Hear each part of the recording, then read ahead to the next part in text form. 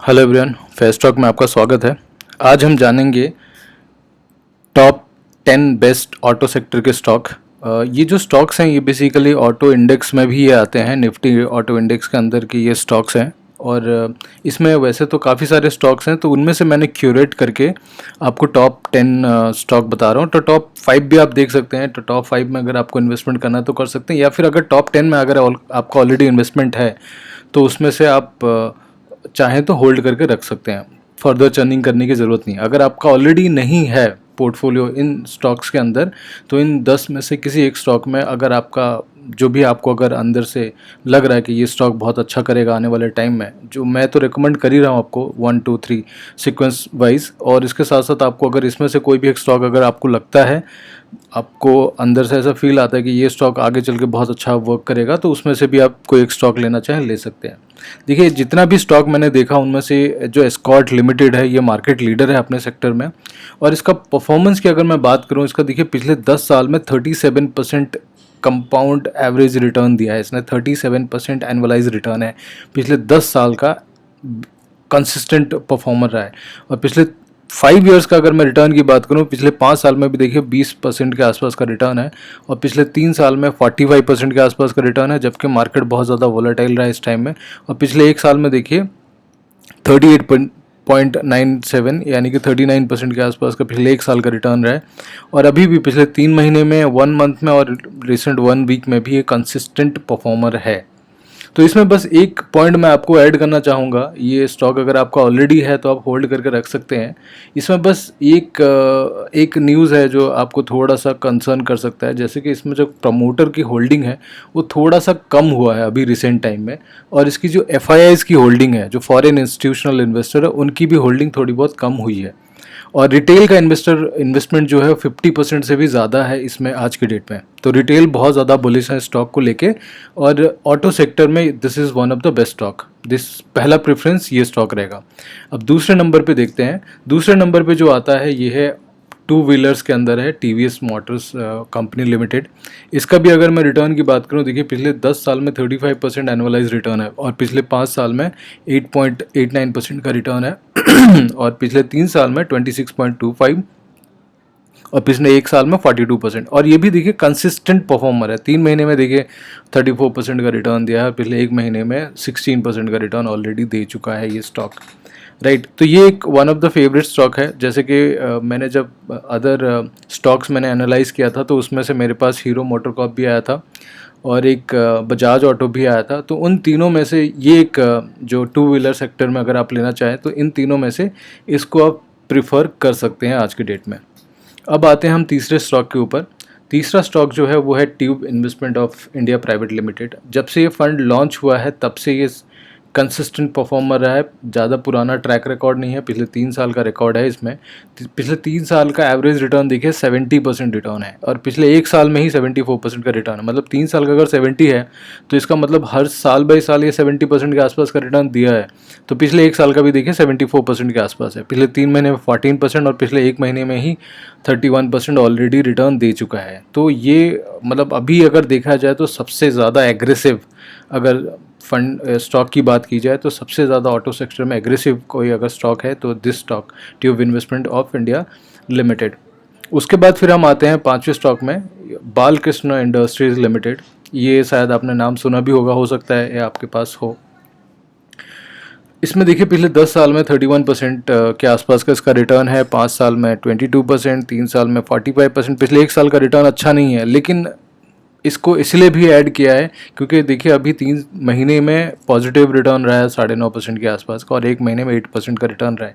तो ये स्टॉक क्या है कि कंसिस्टेंट, जैसे बैंक में HDFC किसी टाइम पे जैसे दे रहा था, अभी थोड़ा मर्जर की वजह से उसमें थोड़ा बहुत डाउनफॉल आया है। अभी ICICI बहुत अच्छा परफॉर्म करने की एक्सपेक्टेड है बैंकिंग सेक्टर में देखा जाए। तो ये वैसे ही अपने सेक्टर में, ऑटो इंडस्ट्री के सेक्टर में, तो इसकी अगर हम बात की जाए तो बालकृष्ण इंडस्ट्री जो है ये मार्केट लीडर है अपने सेक्टर का, और एक कंसिस्टेंट परफॉर्मर रहा है। तो ये एक स्टॉक है जो आप ले सकते हैं।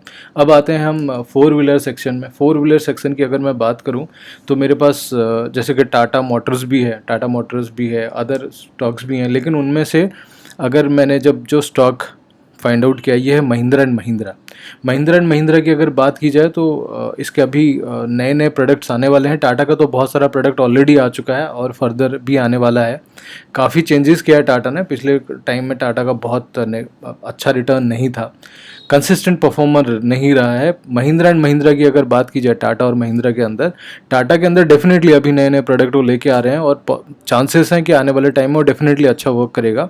लेकिन अगर कंसिस्टेंट परफॉर्मर की बात की जाए तो उस सेक्टर में महिंद्रा एंड महिंद्रा, और दोनों को मैंने जब कंपेयर किया तो मुझे महिंद्रा एंड महिंद्रा बेटर लगा। तो आप अगर टाटा आपको अगर फेवरेबल लगता है तो टाटा पे आप इन्वेस्टमेंट कर सकते हैं। लेकिन मैं अगर रिकमेंड करूंगा इस 4 व्हीलर सेक्शन में तो महिंद्रा एंड महिंद्रा मैं रिकमेंड करूंगा। तो ये हो गए हमारे पास टॉप 5। एक नंबर पे आता है एस्कॉर्ट्स लिमिटेड, दूसरे पे आता है टीवीएस मोटर कंपनी, तीसरे नंबर पे आता है ट्यूब इन्वेस्टमेंट ऑफ इंडिया, चौथे नंबर पे बालकृष्ण इंडस्ट्री और पाँचवें पे है महिंद्रा एंड महिंद्रा। ये हो गए टॉप 5। तो टॉप 10 भी मैंने सेलेक्ट करके रखा हुआ है। तो टॉप 5 तो आपने देख लिया, तो और ये टॉप नेक्स्ट 5 स्टॉक भी आप देख सकते हैं, जैसे कि अशोक लेलैंड है, टाटा मोटर भी मैंने देखिए इसमें रखा हुआ है नेक्स्ट, यानी 7वें नंबर पे मैंने इसको रखा हुआ है।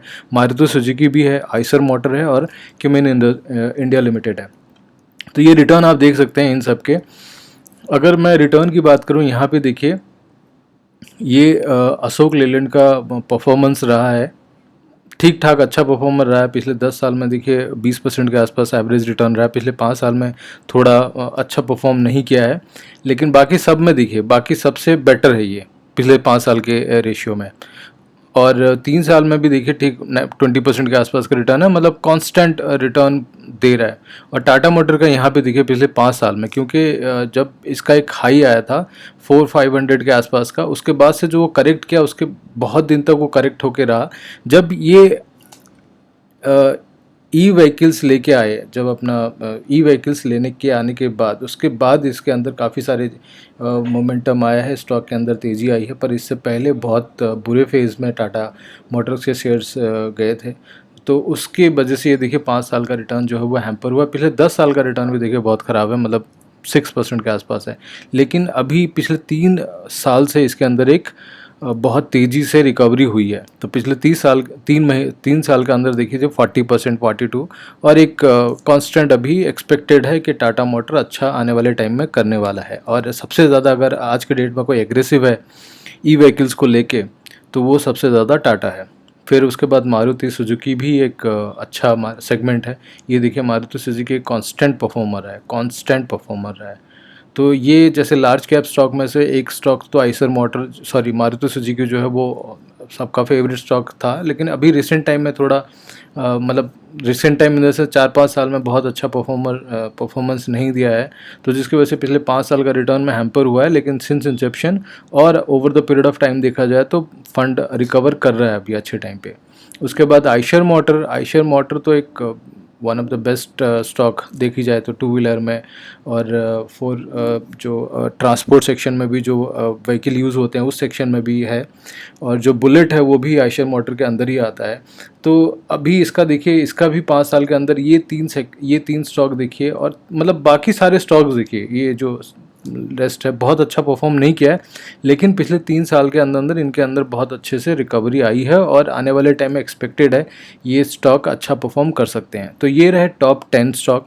तो ये 5 लास्ट के स्टॉक हो गए और ये हो गए आपके टॉप 5 स्टॉक। एस्कॉर्ट मोटर, उसके बाद escort limited, TVS motor, tube investment, Balkrishna और महिंद्रा एंड रेस्ट 5। तो ये हो गए ऑटो सेक्टर के स्टॉक्स, जिनमें अगर इन टॉप 10 में से अगर कोई स्टॉक में आपका ऑलरेडी इन्वेस्टमेंट है तो वो आप होल्ड करके रख सकते हैं। अगर इनमें से कोई स्टॉक नहीं है, आपने कोई दूसरा ऑटो का शेयर्स ले रखा है, तो मैं ऐसा रिकमेंड करूंगा कि इनमें से कोई एक स्टॉक आप डेफिनेटली अपने पोर्टफोलियो में ऐड करें। तो आने वाले टाइम में ये जो स्टॉक है आपको अच्छा रिटर्न देने के पोटेंशियल रखते हैं। Thank you for watching this video.